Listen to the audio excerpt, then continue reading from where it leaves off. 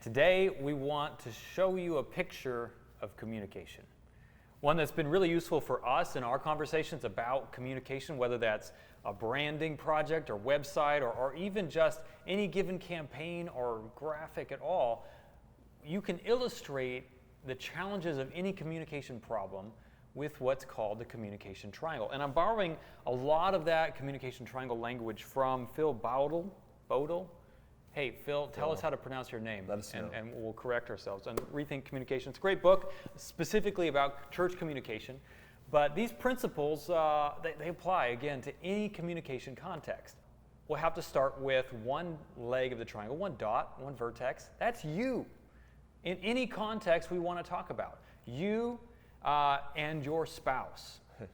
Or you as a church and your audience. Or you as a business and your customers. There's a you and there's a them in any communication context. Now, the reality is, in between you and them are going to be some obstacles. And we've talked about that in past videos, and we'll talk about it in future videos, is how do you navigate those obstacles in communication, regardless of who we are and or who we are trying to communicate to. And we recommend empathy, doing my best to consider what they know, what they value, what their perspective is, putting myself in their shoes. That's going to help shorten the gap between us and them. Yeah, so as we understand this leg of the triangle, you, who are you, what are your distinguishing characteristics? There's a lot that goes into all of that identity conversation. That's for another conversation. But you do have to understand who is it that you're talking to, and you need to understand some things about them so that you can cross that gap. But the empathy really comes into play when we talk about the next leg of this triangle, because if we're going to move up from here, there's a set of things that you want. This is why your organization exists. This is what you want in life. Again, whoever you were talking about, this is your vision. Now, the reality is your audience has a different set of things that they want and hope for. These are their psychographics. These are the things that keep them up at night, the things that they hope will happen this year, next year. This is their desires. Now, hopefully, if you have something to say to this audience at all, those two circles overlap. There is an area in between that is things that you want for them and they want too. Well, that's the win-win. That is your message. And this conversation applies to everywhere you want to lead people, them, toward. What are the hopes, dreams, and fears? What do they want? What does the audience want?